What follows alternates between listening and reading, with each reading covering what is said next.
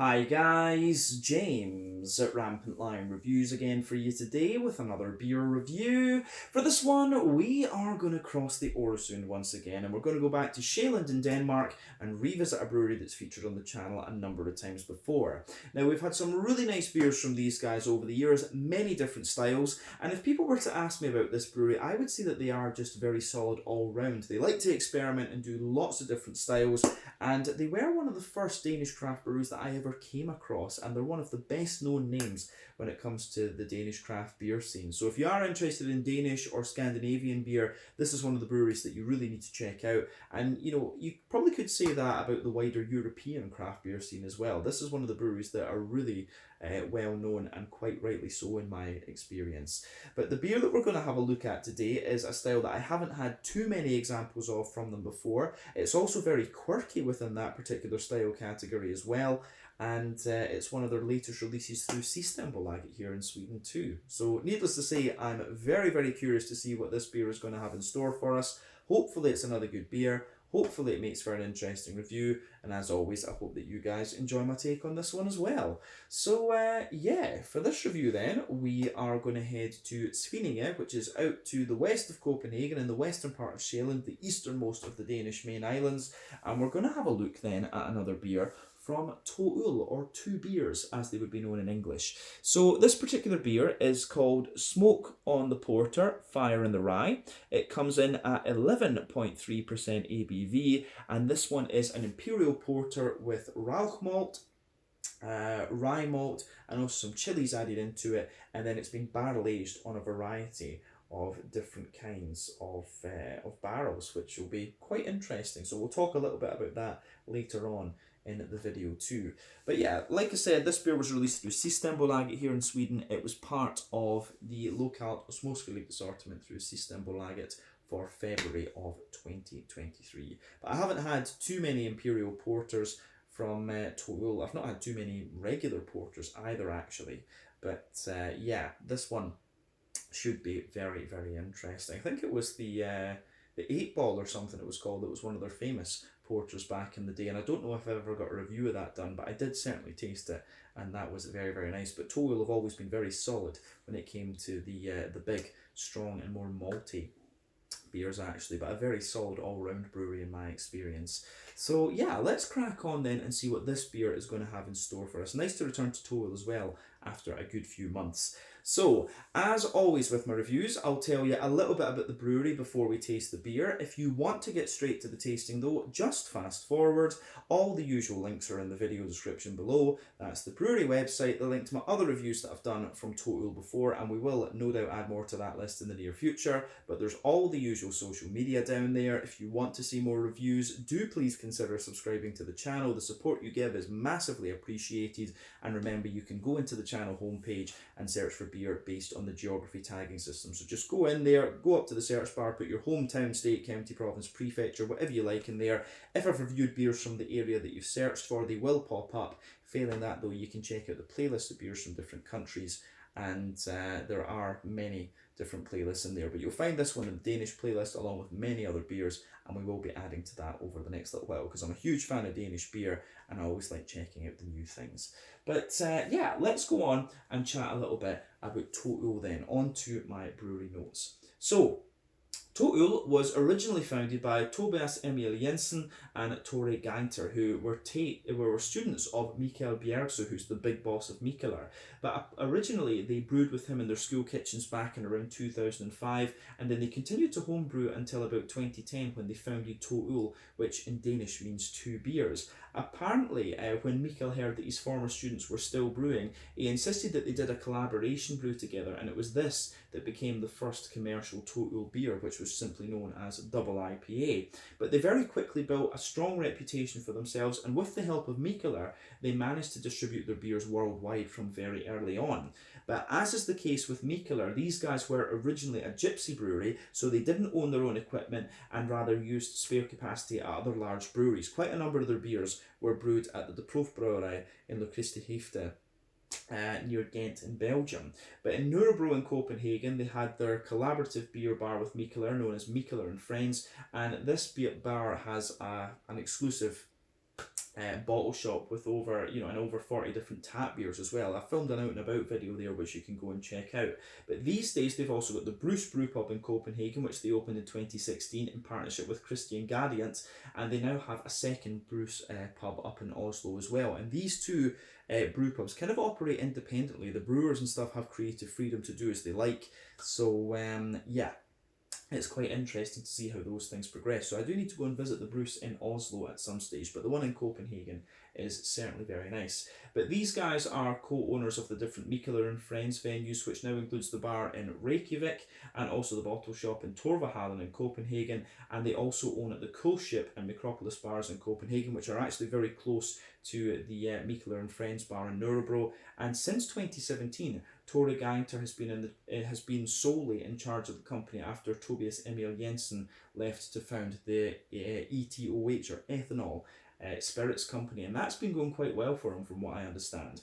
But as of 2019, these guys have a new production facility at Svinninge on Sjaelland, which has a 150,000 square metre floor space. This is a former fruit packing factory from what I understand, and they have a clean side of the brewery which has a large German Braukorn kit, and this side of the brewery is run by Tim, and they've also got a sour side of the brewery as well with fodders and a cool ship and things like this, which is run by Nathan Borg, and they've got a lot of space there for barrel aging too.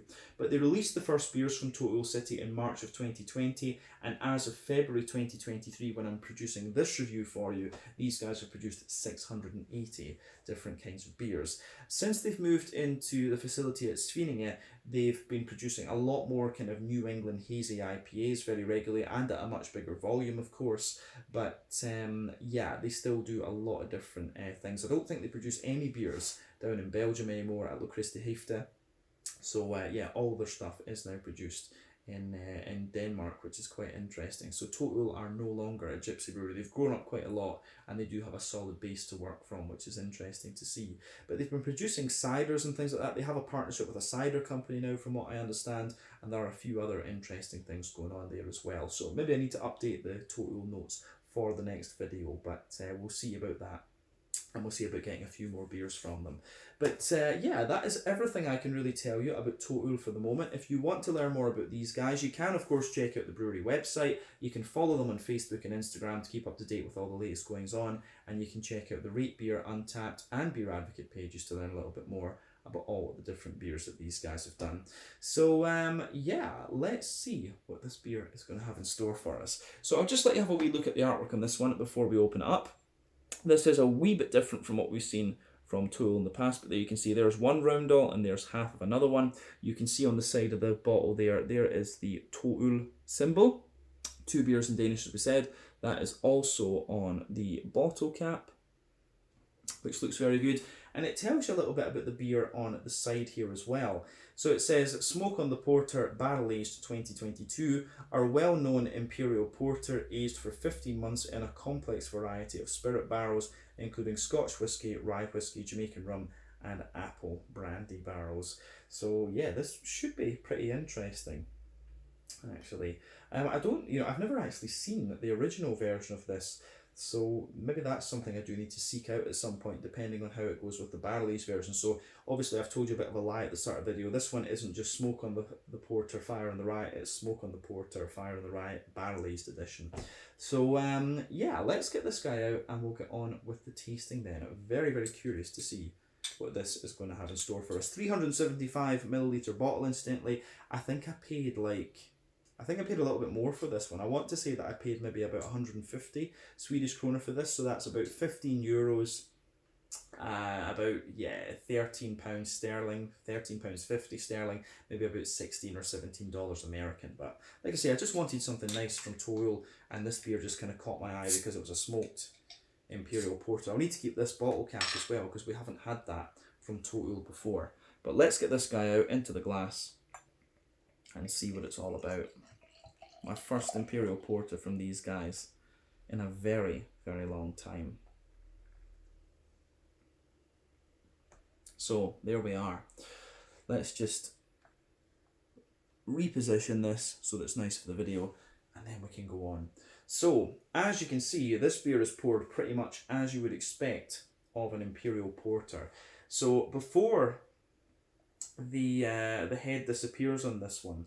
You can see that it's poured with about a 2/3 finger of a frothy, I would say medium to dark tan head there. You can just see it at the back. You can just see it there. Some nice small bubbles at the bottom of the glass and a few bigger ones just going up further further up the head there. But it does look very, very nice. But yeah, lovely dark ebony rosewood colour, this one, which is what you would expect of the Imperial Porter. Remember, the colour of your beer depends on a few things. One, the type of malts that you use. This goes a long way to determining your EBC rating. Two, length of your wort boil is also going to play a role. The longer you boil the wort, the more the sugars caramelise, and thus you get a darker coloured beer. But any barrel aging that you do or any adjuncts you put into the beer will affect it as well. But when it comes to, you know, big dark black beers like this, it's quite difficult to influence the colour. When it comes to it's quite difficult to influence the colour when it comes to these things. You know, you can only really do it with beets and stuff. That's the only time I've ever seen it done, to be honest with you. Not too much in the way of visible carbonation with this beer. One or two big bubbles sticking toward the side of the glass, and a few little ones going up toward the bottom of the head there, which has incidentally faded away to be a very thin foamy layer, but you do have a nice kind of ring around the edge of the glass. So yeah, in terms of appearance, nothing untoward about this one when you consider the style, of course, the Imperial Porter. But yeah, an 11.3% Imperial Porter. This one barrel aged with containing Rauch malt, a little bit of rye malt, and also some chilies. So yeah, let's take a closer look at the aroma and just see what this beer is going to have in store for us. Oh, I'm just going to say straight away, the aroma of this one is absolutely beautiful.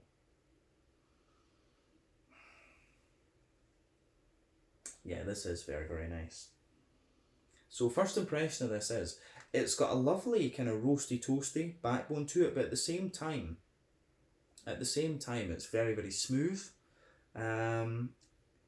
You've got the smokiness in there. You've got the roasty toasty backbone, lots of breadiness, little touch of sweetness. You can also smell the woody character in this too. It's just a lovely, lovely beer. This is one of these ones that you really need to just sit and kind of enjoy the aroma of and take it all in. As I've always said, exploring the aroma of these beers is half the experience when it comes to looking at craft beer. The same with whiskey and sake, of course, as well. So yeah, aroma wise, this is absolutely lovely. You can sit and smell this all day, but we can't really do that. So in terms of the malty aroma of this beer, we'll start off there.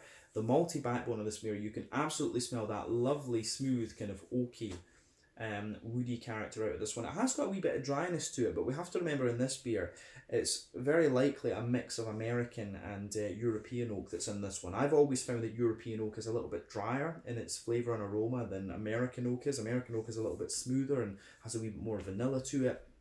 But you can smell a mix of things going on in this one. But when it's Scotch whiskey, apple brandy, Jamaican rum, and what was the other barrel? Rye whiskey. I mean, American rye whiskey. Yeah, you're going to have a variety of different things in there. But yeah, the woody character in this beer is really interesting. You can smell a variety of different spirits. The apple brandy is quite apparent to me. You can also smell the sweeter side of the American rye whiskey and the rum in there. But I don't get so much of the kind of more grainy character of the Scotch whiskey. Maybe we'll pick that up in the flavour, but you can definitely smell the smooth wood. And for me, it's the apple brandy that stands out the most of the spirits, actually. But yeah, definitely that. You can smell that slightly sharper apple note in the top of the nose there, which is quite interesting. So, yeah, aroma-wise, this is very, very nice. But above all of that, you start to get the more beery side of things. So there's some roasty, toasty, well-fired bread crust, which is what you'd expect of an Imperial Porter. Above that, you certainly get this kind of sweet rye bready character, some wholemeal brown bread in there as well, which you absolutely would expect. So big, big bready notes. But you've also got that, German Rauch malt character. And I do suspect that it's probably Weirmann Rauch malt from Bamberg that's in this, because it just smells very familiar. You've got that big, meaty sort of Milliard reaction type thing there. If you sear a little bit of of meat and you get the little brown stuff on the side. That's the aroma that you really get out of this one, whereas Scottish smoke, the peaty smoke, is a little bit more earthy and grassy in a lot of ways. So yeah, lovely kind of meaty qualities in there. Yeah, lovely meaty qualities in there. You know, toasty Rauch malt. You know, it's absolutely lovely. On top of all of that, there is a little bit of a kind of chocolatey note coming out of this beer, and it's almost kind of dry and cocoa nibby in that sense. I want to say it's like a 50-60% cocoa chocolate, but like I say, quite dry and cocoa nibby. Good little bit of brown sugar as well. So yeah, the lovely kind of brown sugary notes in this one are you know, it's got a little bit of a toasty brown sugary character to it, but it's also got a little bit of a leathery kind of thing. So that makes me wonder about how long the wort boil for this beer has been.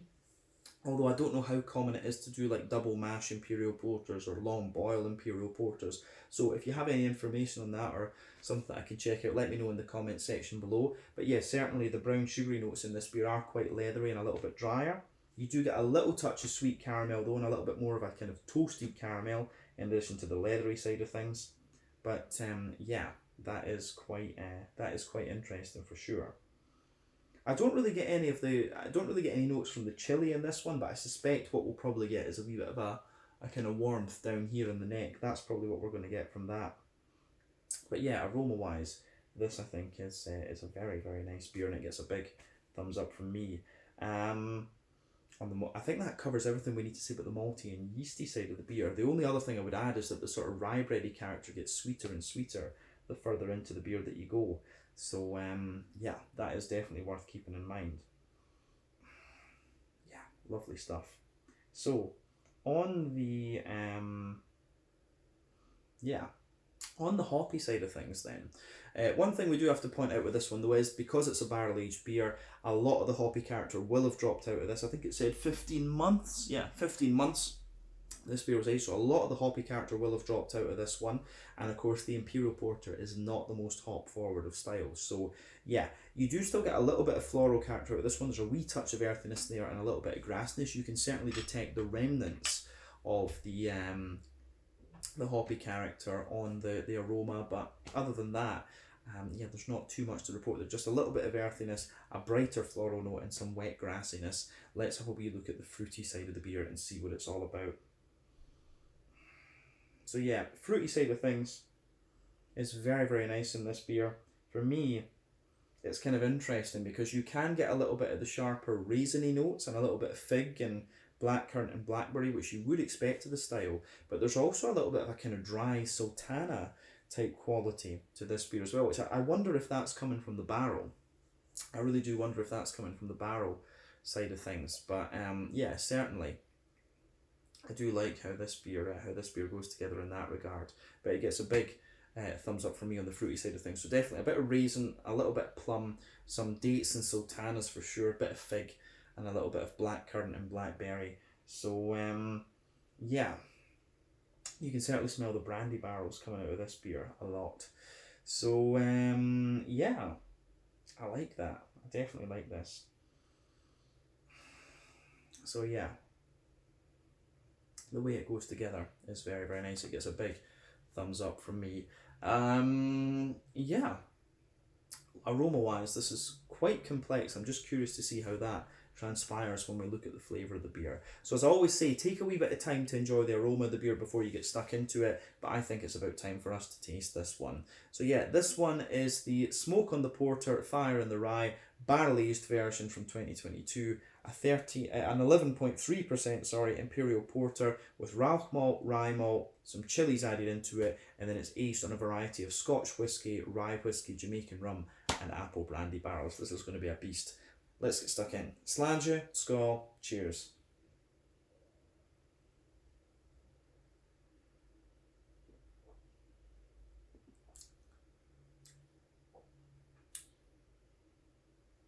Oh yeah. I'm going to say straight away, this is a very, very smooth, very, very smooth and kind of silky beer, this one. But it's very complex. You get a lot out of the aftertaste in this beer, which is lovely.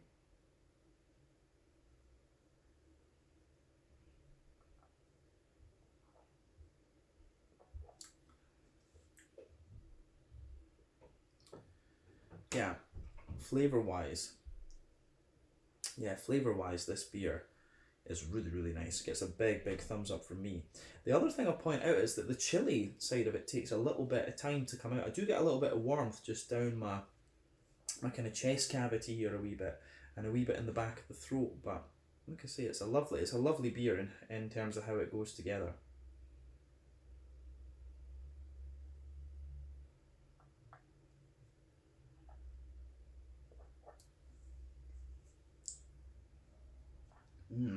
But yeah, one of the sweeter, silkier, and kind of lighter porters. I mean, for me, the main difference between an Imperial Porter and Imperial Stout is, porters and stouts generally, it's usually the mouthfeel.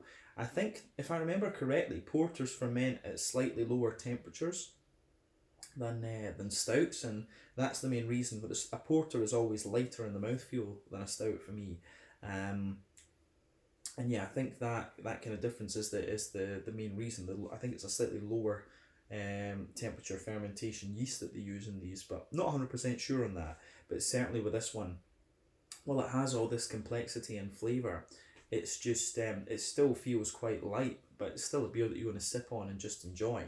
So yeah, this is really interesting. But let's try and break this down and just describe it for you a wee bit more in depth and talk about the flavour.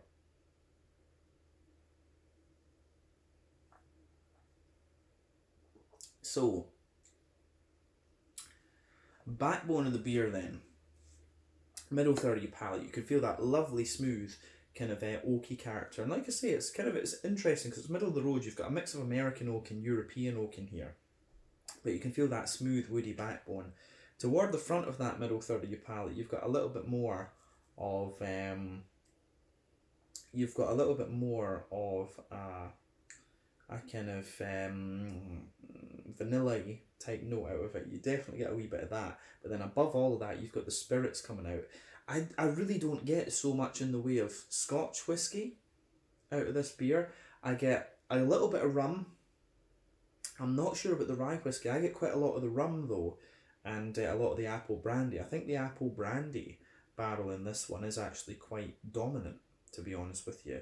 Because obviously they'll have gone through the ratios and played about with this a little bit and tried to blend it up.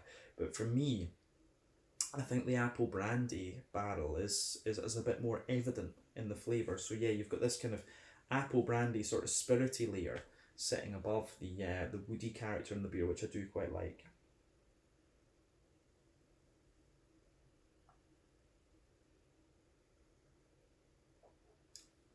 So yeah,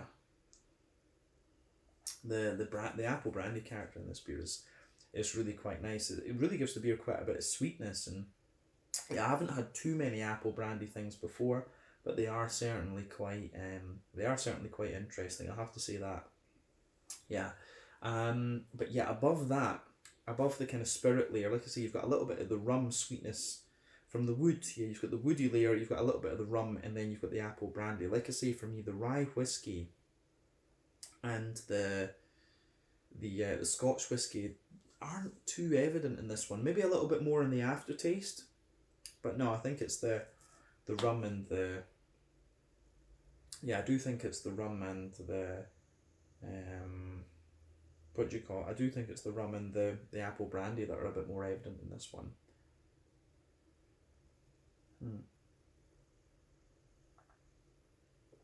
So yeah, the way that goes together is pretty nice. On top of the spirit layer though, you do get a nice little bit of a well-fired bread crusty character in there. So you can feel that well-fired roasty toasty bread crusty note, and then above that you get a little bit more of the kind of, you do get a little bit more of the kind of sweet bready notes out of this. So you do get a lot of rye bread in this beer, but like I say, because it's a porter, the mouthfeel just feels a bit lighter. It's not quite as thick and dense as you'll get from an Imperial Stout. So yeah, you've got a layer of roasty toasty well-fired bread crust, you've got a kind of thinner layer of a sweet kind of rye bready character, then above that there's a bit of wholemeal brown bread, but within the wholemeal brown bread, that's where you get a little bit more of the German Rauch malt coming out of the beer. So yeah.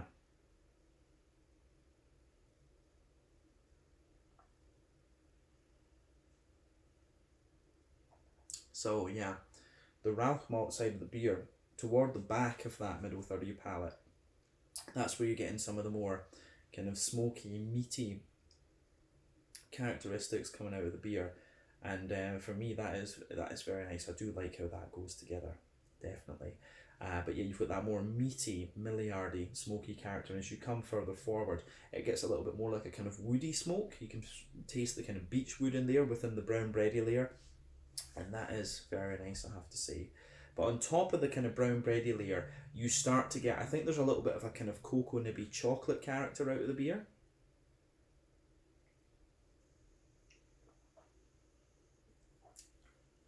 Yeah. There is a wee bit of a, sort of above the kind of brown bready layer, there's a wee bit of a kind of cocoa nibby chocolate sort of thing. So at the back of that middle third of your palate, there's maybe a sort of 60-70% cocoa chocolate. And as you move further forward, it just dries up a little bit to be more along the lines of like 50% or something like that. But in the middle of your palate, you've got this kind of circle there, which is where you get the brown sugary side of things. And for me, this beer does have a good little bit of a leathery brown sugar. There's a little bit of a sweet caramelly note right in the middle of the palate as well, which I do quite like. So yeah, oily caramel, a little bit of a more kind of, a little bit of a more kind of leathery brown sugar underneath. And yeah, the way that the beer goes together in that sense is very nice. Porters for me are a little bit less brown sugary than stouts, of course, but when it comes to an Imperial Porter, you will naturally get a little bit more of that kind of brown sugary flavour because of the higher alcohol content. That's also worth bearing in mind with this one. But I think we've covered the middle third of the palate in this beer, which is the most complex part of the beer. So let's have a wee look at the back third of the palate then and see what's going on. So the border region between middle and back third of your palate, you've got a nice little bit of a kind of bready build up in there, a more kind of brown bready sort of thing. And then yeah, the base of the back third of the palate is, you know, the same as the middle third of things. But as I always say, the density of these layers changes a little bit when it comes to that back third of the palate. So yeah, backbone of the beer, you get the smooth woody character, the smooth oaky character, but it's a little bit drier. As I've always said, drier, more bitter flavours come out further back on the palate. You've got a little bit of the spirit layer in there too, which feels a little bit more kind of dry and sweeter. And then above all of that, you have a wee bit more of that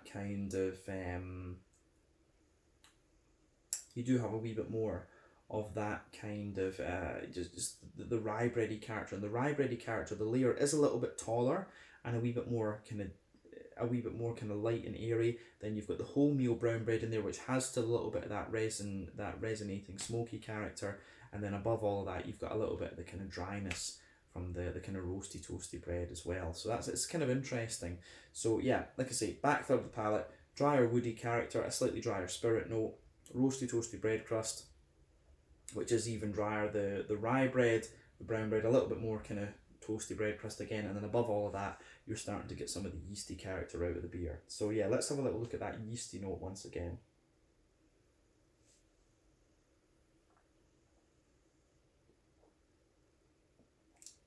So yeah, the yeasty character out of this beer, for me, it's like a slightly sweeter, kind of lighter rye bready note. So yeah, definitely a lighter, more sweet rye bready kind of character out of this one. It's got a little bit of an almost honeycomb note to it. I always get honeycomb in the back third of my palate for some reason. I've said this in many reviews now. So yeah, a little bit of a lighter kind of more rye wholemeal brown bready character out of this one. A little bit of as I say, a little bit of a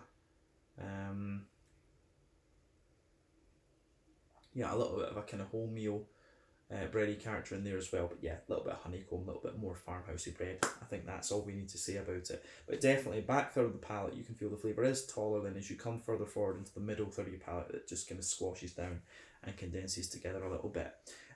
Onto the green component then of this beer. As I said earlier, the Imperial Porter is not the most hop forward style of beer.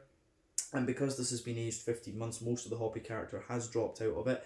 You do get a bit of smoothness on the sides of the palate. There's a little bit of earthiness there, a little bit of herbal character. And as you reach the kind of front corners of the tongue, it's a little bit more floral. But then round the front curve of the tongue, it's a little bit lighter and more sort of grassy. So yeah, the way this beer goes together in that sense is also very, very nice. But yeah, I do like the kind of green component of this beer.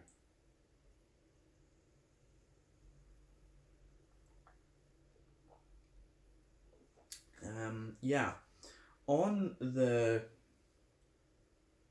yeah on the fruity side of things with this beer, it is very nice as well. But the green component, yeah, I do get a little bit of zesty, grassy character around the front curve of the tongue. It's kind of interesting how that green component can just linger around for such a long time. But let's look at the front third of the palate then to round off the tasting section of the video.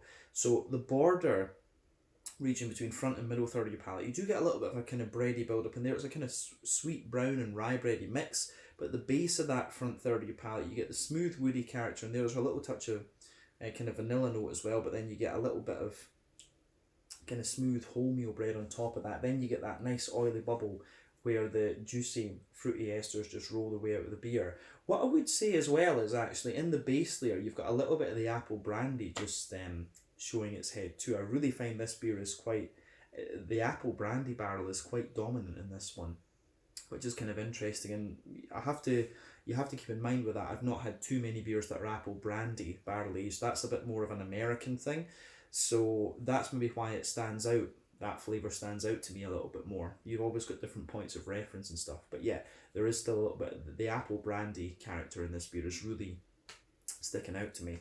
But as I say, above all of that, you get that nice oily bubble where the juicy fruity esters just roll their way out of the beer. So we can have a little look at that now and see what it's all about.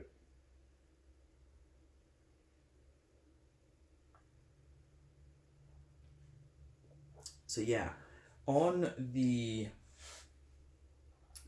fruity side of things, at the top of that, at the back of that front third of your palate, there's a little bit of a raisiny, kind of plummy note, but then you get a lot more dry fruit out of this beer. There's a good bit of prune, dried plums, there's a good little bit of date in there, you've got a lot of sultana character, and this actually blends in very, very well with the kind of apple brandy side of things, much like the kind of leathery brown sugar does in the middle third of your palate.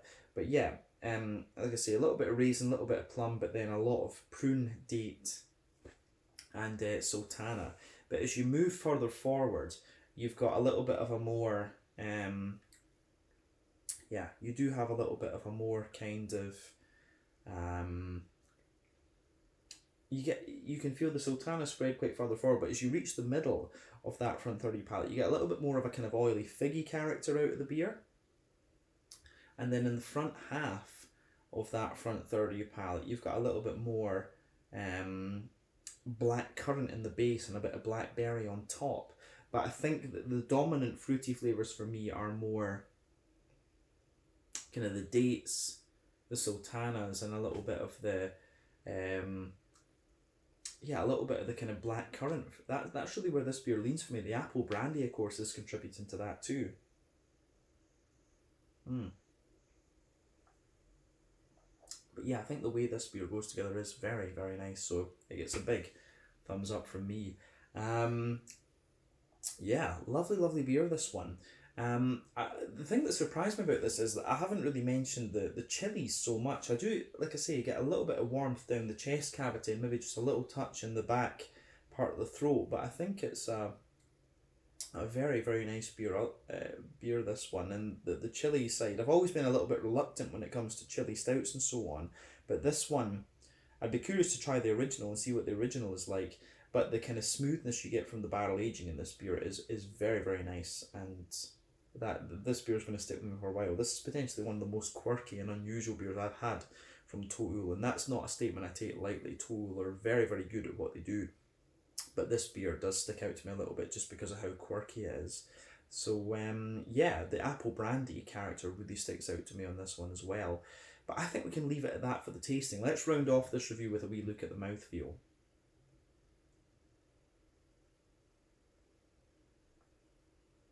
So yeah, mouthfeel wise, for me, this beer, it's kind of top end and mid-bodied. Like I say, I always find Imperial Porters are not massively thick, but top end of mid-bodied. Carbonation is very smooth. It's quite a silky mouthfeel, this one, and I do like it. You've got a lovely little bit of woody smoothness in there. You've got a little bit of kind of sweetness as well, and you've also got that the malt base. You've got a little bit of dryness, you've got a little bit of smoothness, you've also got a bit of sweetness in there. The barrel character in this one is very sweet because of the apple brandy presence. The fruity character in the beer, quite oily in my opinion. And then you've also got that juicy, you also have that kind of big juicy fruity character out of it. But pardon me, the way everything goes together is very, very nice in this one. A very, very impressive beer. And the alcohol in this one is going to my head a little bit, I have to say that. 11.3%, but we have had stronger beers than this, but this one kind of sits in the tank a little bit and does its work, I have to say. So yeah, I think we can leave it at that for this one. A very interesting beer. I like the apple brandy barrel aging on this, and I think this smoothens out the whole beer and makes it very sweet, to be honest with you. So yeah, maybe apple brandy barrel aging is something that I need to explore a little bit more on the channel going forward, but we can leave it at that for this beer. So yeah, this was the Smoke on the Porter, Fire in the Rye, an 11.3% Imperial Porter with Rauch malt, rye malt, and some chilies added into it, and then aged on a mixture of Scotch whiskey, rye whiskey, Jamaican rum, and apple brandy barrels. An Imperial Porter, just really interesting beer, this one, I have to say. For 15 months it's been aged. So let's leave it at that for this one. Once again, thank you for watching my beer reviews. Until the next time, please like, subscribe, share, all the usual YouTube stuff. Let me know your own thoughts on this beer in the comment section below. Let me know what your favourite beers are from Total as well, and we will no doubt return to these guys at some point in the very near future. But until then, Sjaelland, Skål, cheers, and I'll see you guys in the next review. Check out Total and have a go at this beer. This is lovely, this one, I have to say. Sjaelland, Skål, cheers.